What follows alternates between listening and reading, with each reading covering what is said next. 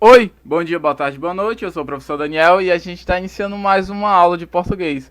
Agora, dando continuidade com nossos assuntos de gênero, certo? Aquele gênero que a gente colocou como expositivo, descritivo. A gente tem o gênero diário pessoal, tá? Gente, esse gênero aqui, na minha época, que eu estudava no colégio, era muito. Caraca, era muito popular, tá? Hoje em dia não tá tanto e eu vou explicar o porquê. Então vamos lá conhecer. É um tipo de texto pessoal em que uma pessoa relata experiências, ideias, opiniões, desejos, sentimentos, acontecimentos e fatos do cotidiano. Diferencia-se do relato por ter uma estrutura distinta dos tais. No entanto, bastante parecida de forma da forma da escrita. Tá? Como assim bastante? É diferente, mas é parecido. Como assim, Daniel? Nos relatos pessoais, a gente coloca as nossas opiniões, nossas ideias, nossos desejos. A mesma coisa tem aqui no diário. Mas a estrutura do diário, ela é um pouco diferente, é diferenciada. Tá certo? Para você ter, tá bom? Então vamos lá. O texto tem um valor íntimo muito presente, por ter nele sentimentos e pensamentos por quem escreve. Eita, não saiu o M ali. Por quem escreve.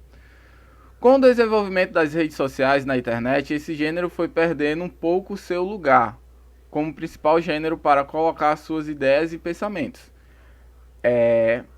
Antigamente, né, costumávamos colocar nossas ideias, pensamentos, sentimentos, tudo aquilo que a gente passa pela nossa cabecinha dentro do diário, tá? E o diário é como se fosse uma carta para lermos nós mesmos, certo? E hoje não é tão comum a gente fazer isso porque a gente tem o Instagram, tá? E o Instagram, ele tem a modalidade, um dispositivo de stories, certo? Nesses stories você vai relatar algum acontecimento é, no máximo de 15 segundos, tá? Fazendo vídeo ou fotos. Você fazendo esse relato, para você é como se fosse um diário, tá? Ele fica gravado, você não precisa botar data, você pode ver quando quiser, é só você ir nas opções, tá? É como se fosse o diário, o Stories, tá certo? Mas na forma digital. O diário na forma escrita, você tem que colocar a data, você tem que, entre aspas, falar com o diário, tá certo? Como assim, entre aspas? Vou já explicar. E você coloca seus sentimentos lá nele, beleza?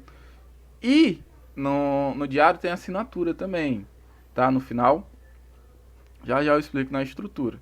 No Stories, a sua assinatura é o seu perfil, tá certo? Então, alguns gêneros vão mudando, mas eles não perdem a essência do gênero que foi derivado, tá? Claramente, o gênero Stories, tá? É um gênero textual também, gente, certo? Ele é derivado do diário, tá? Então vamos lá conhecer as características. Relatos pessoais, registro de acontecimentos, escritos em primeira pessoa, então sou eu que escrevo, tá certo? Quem passou os acontecimentos, quem está pensando, é a pessoa que escreve. Registros em ordem cronológica. Geralmente o diário ele é escrito por dia, cada dia ele é escrito. Beleza, e ordem cronológica é acordei, aí você coloca lá, acordei de bom humor, comi tal, refeição no café da manhã, essas coisas. Característica intimista e confidente, tá? Então é um texto feito pra mim, que eu escrevo pra eu mesmo, tá? Então só eu posso ter acesso. Presença de vocativo. Essa presença de vocativo é eu clamando pelo diário. É sempre eu falo como se o diário fosse uma personificação de uma pessoa, tá? Então eu falo, querido diário, a gente tem comum, né, nessa fala. Linguagem informal, eu posso escrever do jeito que eu quiser, porque o texto é pra mim, certo?